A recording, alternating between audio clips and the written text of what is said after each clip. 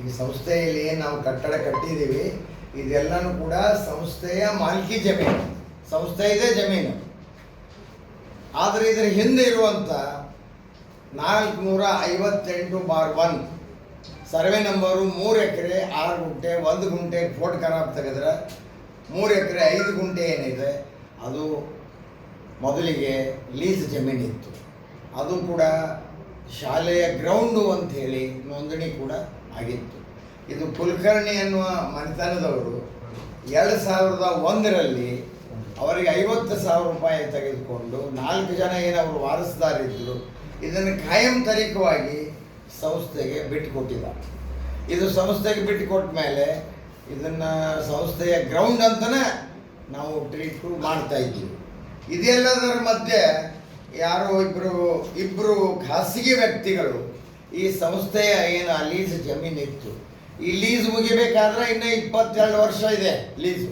99 ವರ್ಷ ಲೀಸ್ ಇದ್ದಂಥ ಈ ಸಂಸ್ಥೆದು ಇನ್ನೂ 22 ವರ್ಷ ಲೀಸ್ ಇದೆ. ಆ ಲೀಸ್ ಮುಗಿಲಾರ್ದೇ ಇಬ್ಬರು ಖಾಸಗಿ ವ್ಯಕ್ತಿಗಳು ಈ 3 ಎಕರೆ 5 ಗುಂಟೆ ಜಮೀನನ್ನು ಖರೀದಿ ಮಾಡಿ ನಮ್ಮ ಹೆಸರು ಹಚ್ಚಬೇಕು ಅಂತ ಪ್ರಯತ್ನ ಮಾಡಿದ್ರು. ಅದನ್ನು ಒಂದು ಕಾಲದಲ್ಲಿ ಹಚ್ಕೊಳ್ಳೋದ್ರಲ್ಲಿ ಯಶಸ್ವಿ ಆಗಿದ್ರೆ ಕಾಣುತ್ತೆ. ಮತ್ತು ಅದು ಶಾಲೆಯ ಗ್ರೌಂಡು, ಹೈಸ್ಕೂಲಿನ ಶಾಲೆಯ ಸಂಸ್ಥೆಯ ಗ್ರೌಂಡ್ ಅಂತಲೇ ಅದನ್ನು ತೀರ್ಮಾನ ಮಾಡಲಾಯಿತು.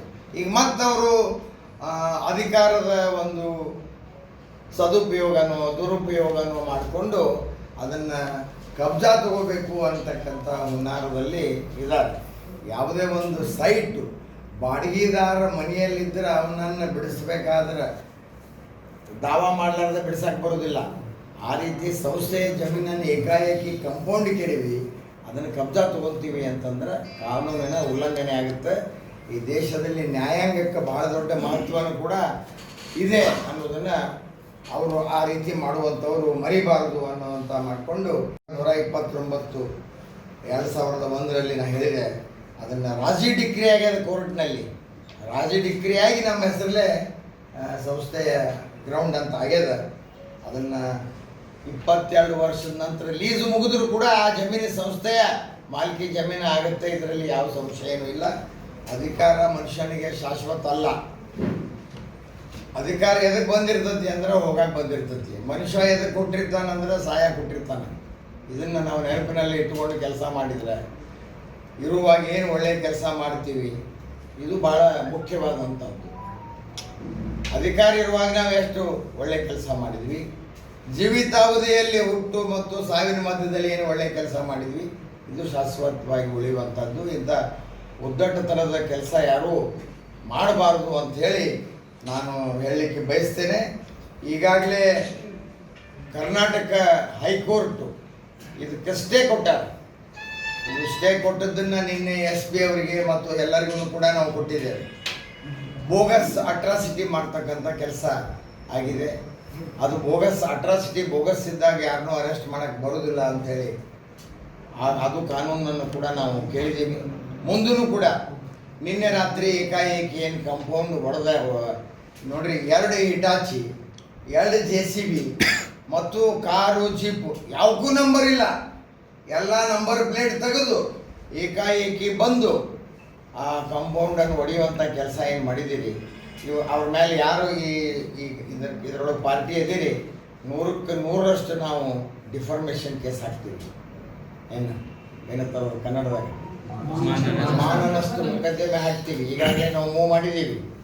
ಅವ್ರ ಮೇಲೆ ಕಂಟೆಂಪ್ಟ್ ಆಫ್ ಕೋರ್ಟಿನ ಸ್ಟೇ ಇರುವಾಗ ಈ ರೀತಿ ಮಾಡಿದರೆ ಕಂಟೆಂಪ್ಟ್ ಆಫ್ ಕೋರ್ಟನ್ನು ನಾವು ಮಾಡಿದ್ದೀವಿ, ಈಗಾಗಲೇ ಮಾಡ್ತೀವಿ.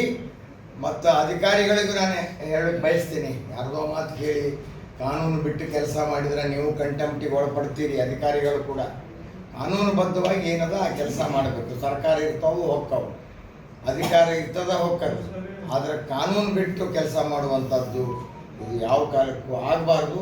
ಅಧಿಕಾರಿಗಳಿಗೂ ಕೂಡ ನಾನು ಮನವಿ ಮಾಡ್ತೇನೆ, ಯಾರೂ ಕೂಡ ಯಾರಿಗೋ ಮಾತು ಕೇಳಿ ಇಲ್ಲದ ನೀವೇನಾದರೂ ಮಾಡಿದಿರಿ ಅಂದ್ರೆ ಇದಕ್ಕೆ ಹೊಣೆಗಾರ ನಾಳೆ ನೀವು ಹಾಕ್ತೀವಿ.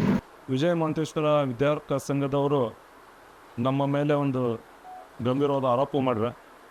ಇದು ಸುಳ್ಳು ಕಾಗದ ಪತ್ರ ಹುಟ್ಟಿಸಿ ಅವ್ರು ಖರೀದಿ ಹಾಕೊಂಡಂತೇಳಿ ಒಂದು ಗಂಭೀರವಾದ ಆರೋಪ ಮಾಡ್ರೆ.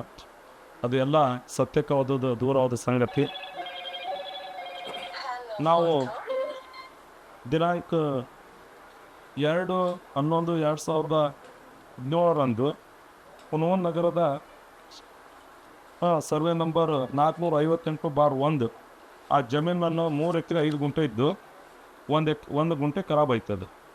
ಆಗಿನ ಟೈಮ್ದಾಗ ನಮ್ಮ ಸೋದರನ ಹೆಸರಲ್ಲೇ ಪದ್ಮಾವತಿ ಕುಲಕರ್ಣಿಯವರು 2017 11ನೇ ತಿಂಗಳದಾಗ ನಮಗೊಂದು ಖರೀದಿ ಸಂಸ್ಕಾರ ಅಮೌಂಟನ್ನು ಪಡೆದುಕೊಂಡು ಅವರು ಬೆಂಗಳೂರಾಗ ನಮ್ಗೆ ಅದನ್ನೊಂದು ಇದನ್ನು ಯಾವುದಂತಂದ್ರೆ ಅಗ್ರಿಮೆಂಟ್ ಒಂದು ಡೀಲ್ ಮಾಡಿಕೊಡ್ತಾರೆ.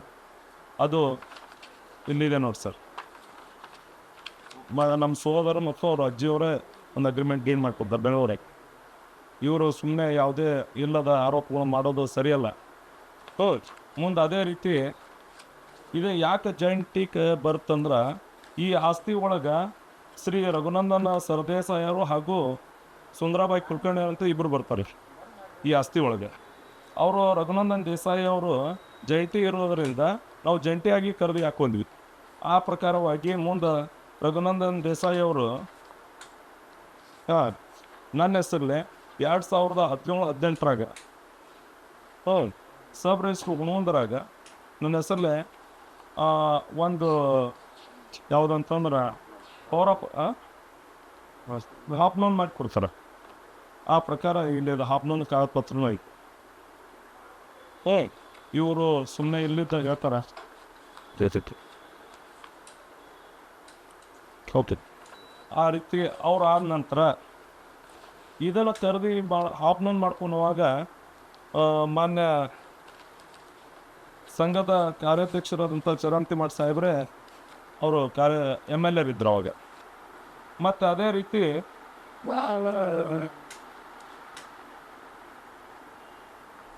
ಅಂತ ಮುಂದೆ 2018-19 ಶ್ರೀಮತಿ ಪದ್ಮಾವತಿ ಕುಲಕರ್ಣಿಯವರು ಬೆಂಗಳೂರಿಂದ ಬಂದು ನನಗೆ ದುಡ್ಡಿನ ಅವಶ್ಯ ಭಾಳ ಐತಪ್ಪ, ಉಳಿದ ಅಮೌಂಟ್ ನೀವು ಕೊಡ್ರಿ ಅಂತ ಹೇಳಿದಾಗ ಹುಣವನ್ ನಗರಕ್ಕೆ ಬಂದು ಅವರೇ ಸುತ್ತ ಬಂದು ಹುಣವಂದಾಗ ಸಬ್ ರಿಜಿಸ್ಟ್ರ್ ಆಫೀಸ್ ಹುಣವಂದಾಗ ಆ ಜಮೀನ ಸಂಬಂಧಪಟ್ಟಾಗ ಅಲ್ಲ ಸರ್ ತೋರಿಸ್ತೇನೆ ನಮ್ಮ ಅವರೇ ಬಂದು ಅಜ್ಜಿಯವರ ಬಂದು ಹಾಫ್ ಲೋನ್ ಮಾಡಿ ಕೊಟ್ಟೋಕ್ಕಾರ. ಇದರಲ್ಲಿ ಕಾನೂನುಬದ್ಧವಾಗಿ ನಾವೆಲ್ಲ ರೀತಿ ಖರೀದಿ ಹಾಕೋದ್ರಿಂದ ನಾನು ಮುಂದೆ ಯಾವುದೋ ಮಾರ್ಚ್ದಾಗ ಸರ್ವೆಕ್ಕೆ ಒಂದು ಅರ್ಜಿ ಕೊಟ್ವಿ ಒಂದೊಂದು ಸರ್ವೆ ಆಫೀಸಿಗೆ. ಅದು ಕೊಟ್ಟ ನಂತರ ಅದು ಇದ್ರ ಪ್ರಕಾರ ಮೊನ್ನೆ ಇದೇ ತಿಂಗಳದಾಗ ಈ 8 ದಿನದಿಂದ ನಮ್ಮ ಸರ್ವೆಗೆ ಬಂತು. ಸರ್ವೆ ಪ್ರಕಾರ ಬಂದಾಗ ಸರ್ವೆ ದಿನ ಅವರಿಗೆ ಬಂದು ತಕರಾರು ಮಾಡಿದರು. ತಕರಾರು ಮಾಡಿಂದ ಅದು ಸ್ಟೇ ಐತಿ ಹಂಗಂತೆ ಸ್ಟೇ ಐತೆ ಅಂತೇಳಿಂದ ಸರ್ವೇದವ್ರು ಏನು ಮಾಡಿದರು, ಒಂದು ಹೊಳ್ಳಿ ಹಿಂಬರ ಬರ್ಕೊಟ್ರು. ಅಂತ ಸ್ಟೇ ಇರೋದು ಖರೀದಿ ಮತ್ತು ಮಾರಾಟ ಮಾಡೋಕ್ಕೆ ಅಷ್ಟೇ ಇದು ಐತಿ, ಸ್ಟೇ ಐತಿ. ಇದು ಸರ್ವೆಗೆ ಏನು ತೊಂದರೆ ಇಲ್ಲ ಅಂತೇಳಿ ಹಿಂಬರ ಕೊಟ್ಟಿಂದ ಅವರೇ ಸುತ್ತ ಬಂದು ಸರ್ವೇದಾರೇ ಸರ್ವೆ ಮಾಡಿಕೊಟ್ರು.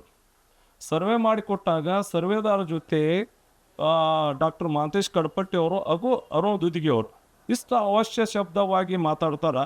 ಒಬ್ಬ ವೈದ್ಯಾಧಿಕಾರಿಯಾಗಿ ಮತ್ತು ಅರುಣ್ ದುದಿಗೆಯವರು ಸಂಘದ ಕಾರ್ಯದರ್ಶಿ ಸಂಘದ ಸದಸ್ಯರಾಗಿ ಅವ್ರು ಎಷ್ಟು ಕೀಳಮಟ್ಟದಾಗ ಹಲ್ಕಟ್ಟು ಬೈತಾರೆ ಅಂತಂದ್ರೆ ಸ್ವತಃ ಸರ್ವೆ ದಿನ ನಮ್ಮ ಸೋದರ ಅನ್ನೋದನಲ್ಲೇ ಮತ್ತು ಸರ್ವೆಕಲ್ಲೇ ಬೇಕಾದಂಥ ಲೇಬರ್ಸ್ ನಾವು ಕರ್ಕೊಂಬಂದಿದ್ವಿ.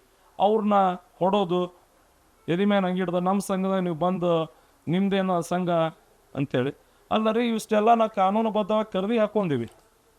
ಉತ್ತಾರದು ಇವ್ರು ಕಾನೂನುಬದ್ಧವಾಗಿ ದಾಖಲಾತಿಗಳು ಅವ್ರ ಹತ್ರ ಇದ್ರೆ ಸ್ಟೇ ಇದ್ರೆ ಅವ್ರು ಯಾಕೆ ಅದನ್ನು ಸಂಬಂಧಪಟ್ಟ ಅಧಿಕಾರಿಗಳು ಸ್ಟೇ ಕೊಟ್ಟದ ತರವು ಸ್ಟಾಪ್ ಮಾಡ್ಬೋದಿತ್ತಲ್ಲ. ಅವತ್ತು ನನ್ನ ಸೋದರ ಮೇಲೆ ಹಲ್ಲೆ ಮಾಡಿ ಮತ್ತು ಆ ಸರ್ವೇದವರೊಬ್ಬ ಲಕ್ಷ್ಮಣ್ ಗೌಂಡಿ ಅನ್ನೋನ ಮೇಲೆ ಅವ್ನ ಎದಿ ಮೇಲೆ ಹಂಗೆ ಹಿಡಿದು ಹೊಡೋದು ಮಹಂತೇಶ್ ಕಡಪಟ್ಟಿಯವರು ಅರುಣ್ ದುದಿಗೆಯವರು. ಇದು ಆಗಿಂದ ಸಾಯಂಕಾಲ ಅನಿವಾರ್ಯ ಮತ್ತು ಇಲ್ಲಿ ನೀವು ಏನಾದರೂ ಇಲ್ಲಿ ಅಡ್ಡಾಡ್ದ ನಿಮ್ಮನ್ನ ಒದಿತೀನಿ ಬಡಿತೀನಿ ಅಂಥೇಳಿ ದಬ್ಬಾಳಿಕೆ ಮಾಡಿದರು. ದಬ್ಬಾಳಿಕೆಗಿಂದ ಒಂದು ಕೇಸ್ ಆಯಿತು. ಕೇಸ್ ಆಗಿಂದ ಅನಿವಾರ್ಯ ಅದೇನು ಮಾಡೋಕ್ಕಾಗಂಗಿಲ್ಲ, ಕಾನೂನುಬದ್ಧವಾಗಿ ಇದು ಆಯಿತು. ನನ್ನ ಸರ್ವೆ ಪ್ರಕಾರ ನಾನು ಇದನ್ನು ಮಾಡಿದ್ವಿ, ಹದ್ದುಬಸ್ತು ಮಾಡಿದ್ವಿ. ಹದ್ದುಬಸ್ತು ಬಂತು. ಆ ಪ್ರಕಾರ ಅಲ್ಲೇ ಬಾರ್ಡ್ರ್ ಫಿಕ್ಸ್ ಮಾಡಿದ್ರು. ಆ ಪ್ರಕಾರ ನಾನು ನಿನ್ನೆ ಇದನ್ನು ಮಾಡಿದ್ದೇನೆ. ಇನ್ನಷ್ಟು ಅಪ್ಡೇಟ್ಗಳಿಗಾಗಿ ಫಾಲೋ ಮಾಡಿ ವಿಜಯ ಧ್ವನಿ ನ್ಯೂಸ್.